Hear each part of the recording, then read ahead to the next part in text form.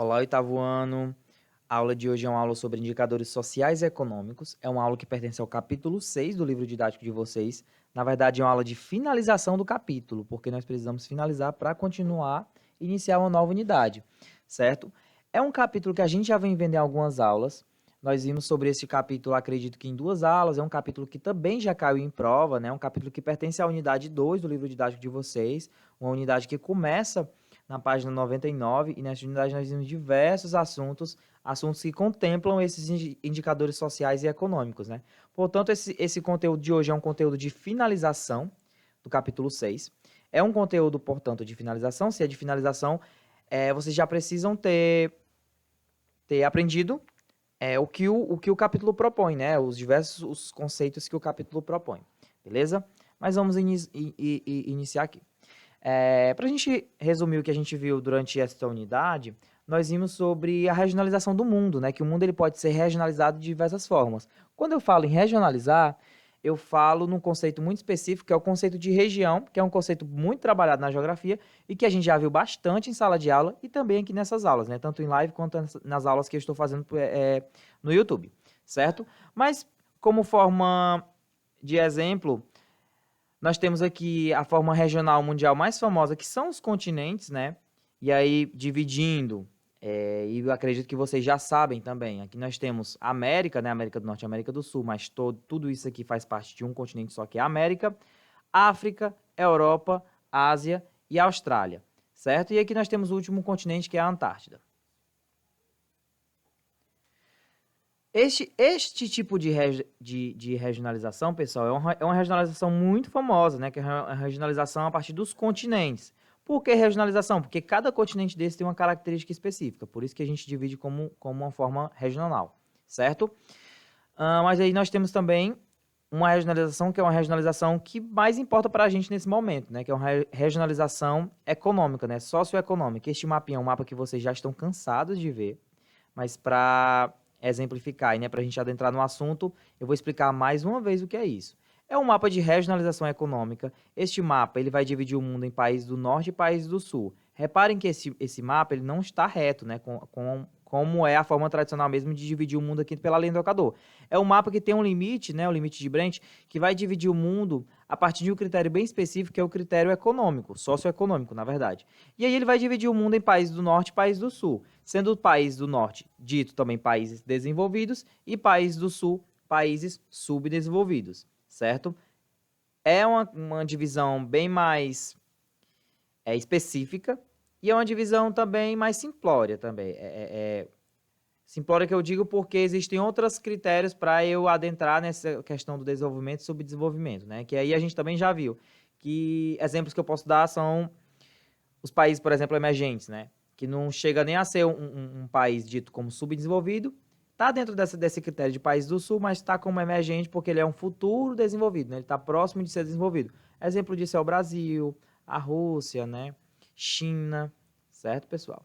São países que estão em ascensão, né? Que possivelmente um dia se tornem países desenvolvidos. E aí a gente tem países subdesenvolvidos mesmo, né? Que são países, por exemplo, aqui da África subsaariana, que são países extremamente pobres, desiguais, coisa que a gente vai ver na aula de hoje, certo? Mas vamos lá.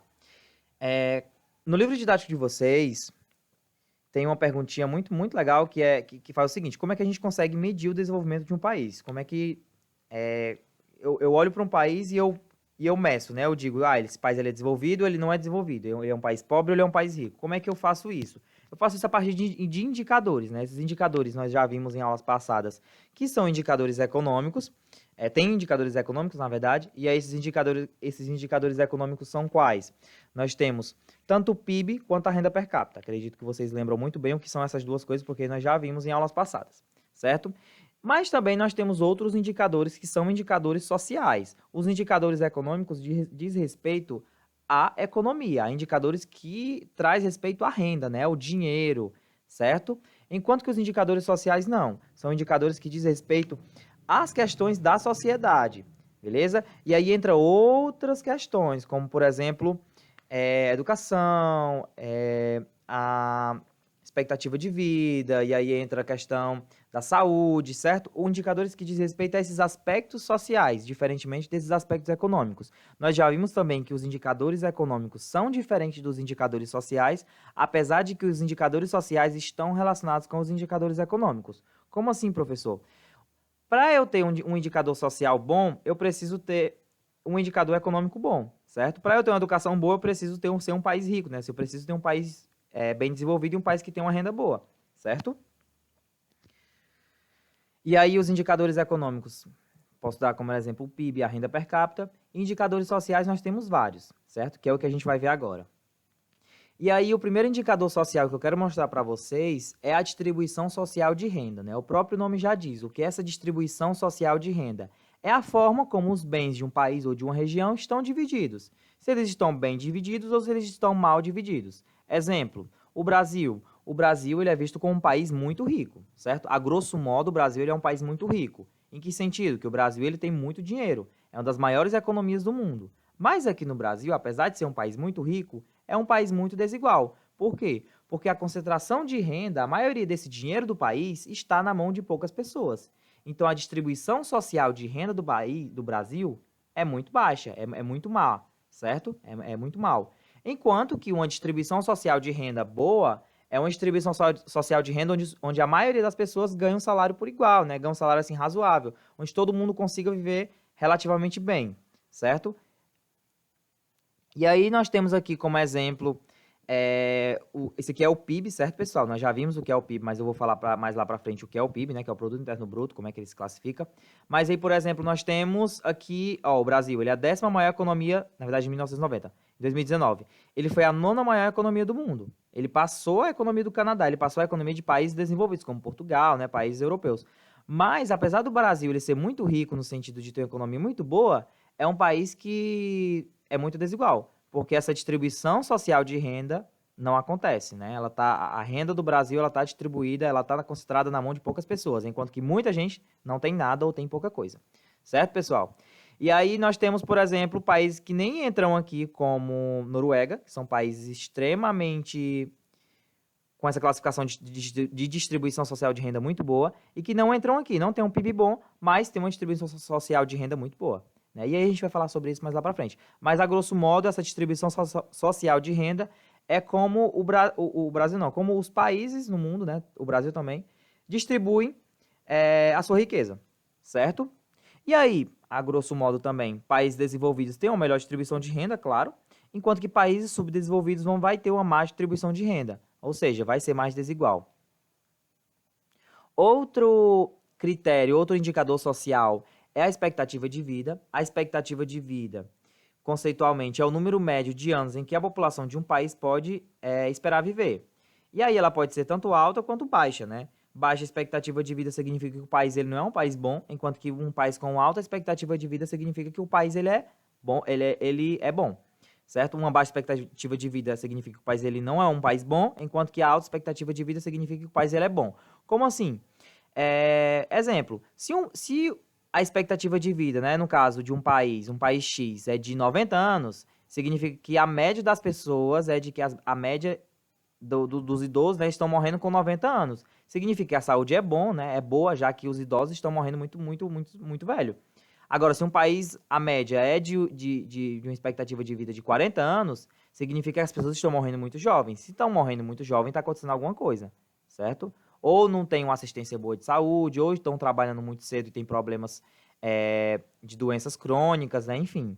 E aí, entre outros quesitos, mas, a grosso modo, baixa expectativa de vida é em países subdesenvolvidos, enquanto que uma alta expectativa de vida são países mais desenvolvidos, certo? Este mapinha aqui, ele apresenta muito bem a expectativa de vida no mundo. Mas reparem, quanto mais escuro, mais alta expectativa de vida. Onde é que vai estar as maiores expectativas de vida? Nos países desenvolvidos. Lembra daquela linhazinha aqui, ó? Aquela linha dos países do norte, ó. Os países do norte apresentam as maiores cores. E a linha vem até aqui, ó. E aí aqui é a Austrália e Nova Zelândia, que são países muito desenvolvidos. E aqui nós temos Canadá, Estados Unidos, países da Europa, né?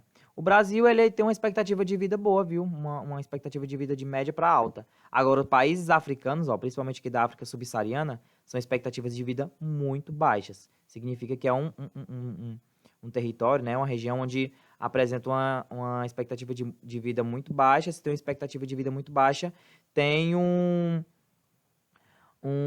é uma região onde um país ele é muito é um país muito pobre, né, um país subdesenvolvido, certo, pessoal?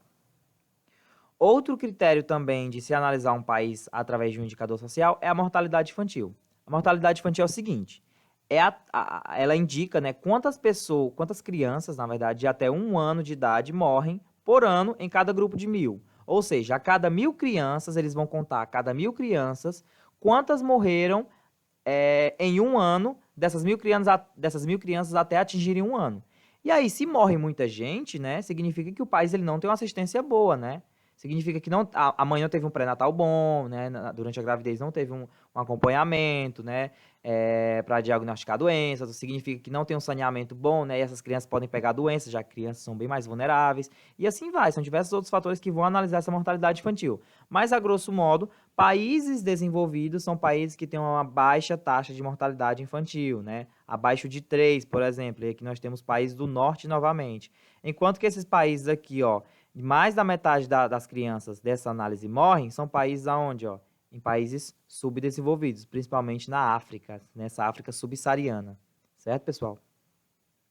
Outro critério de indicador social é a educação. A educação ela pode ser analisada de diversas formas, né? A primeira forma ela pode ser quantas pessoas são analfabetas em um país ou em uma região, né? Que é a grosso modo, né? Se você é alfabetizado ou não. Alfabetizado é o quê? Se você sabe ler ou escrever. Mas existem outras formas de classificar a educação de um país, principalmente dentro dos critérios dos ensinos, né? Que é o ensino fundamental, médio e superior. Por exemplo, países desenvolvidos têm um nível muito alto de ensino superior, ou seja, as pessoas em países desenvolvidos são muito formadas, já fizeram faculdades, enquanto que países subdesenvolvidos não. A maioria das pessoas tem apenas o ensino fundamental ou o ensino médio, que é o caso do Brasil. E aí é que a gente tem, ó, o índice de analfabetismo no mundo, né? Mais uma vez, o índice de analfabetismo maior está onde, ó? Na África, principalmente nessa África subsaariana. Por último, nós temos o IDH, né? O IDH nós já vimos em outras aulas, mas conceitualizando ele, significa Índice de Desenvolvimento Humano. Foi um índice criado em 1990 pela ONU e é um índice que vai unir esses dois indicadores, tanto econômico quanto social. Ele vai fazer uma média e vai classificar se o país ele é bom ou ele é ruim através desse índice, certo? E aí esse índice ele pega esse índice ele vai pegar tanto o aspecto econômico quanto social, e aí ele vai analisar através de 3 formas: a economia, medindo o PIB mais a renda per capita, que a gente já viu, a saúde através da expectativa de vida e a educação como um todo. E aí ele vai classificar como bom ou ruim. E aí ele vai de 0 a 1, sendo 0 muito ruim, tipo um país com IDH 0 é um país assim que tá, meu Deus, na miséria extrema, o que não existe, não tem nenhum país com IDH 0. Da mesma forma que também não tem nenhum país com IDH 1, né, já que 1 é a perfeição, certo? 0 muito ruim e 1 perfeição. Mas eles se aproximam, por exemplo, os maiores IDHs do mundo são 0,9, significa que é muito alto, é muito bom. E a gente vai ver isso daqui agora. Que é aqui. Nós temos aqui o mapa que vai medir o índice de desenvolvimento humano no mundo, né? Mais uma vez, os países do norte são os países que mais apresentam os índices maiores, né?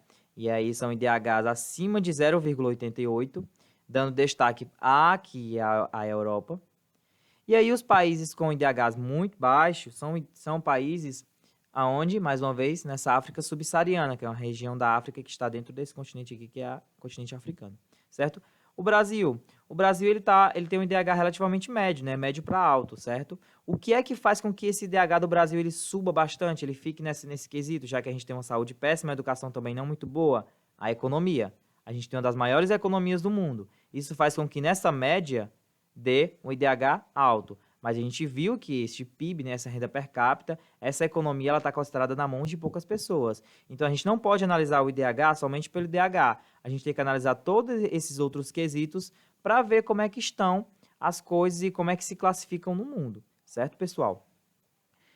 Resumindo a aula de hoje, nós temos diversos indicadores que vão medir o desenvolvimento de um país. Esses indicadores A gente viu especificamente hoje os indicadores sociais, os indicadores econômicos, nós vimos em outras aulas, que é o PIB e a renda per capita, e aí vocês podem acompanhar no livro didático de vocês, que estão todos esses indicadores que eu falei anteriormente, certo? Qualquer dúvida, é só me procurar, e a aula de hoje é isso. Abraço, pessoal.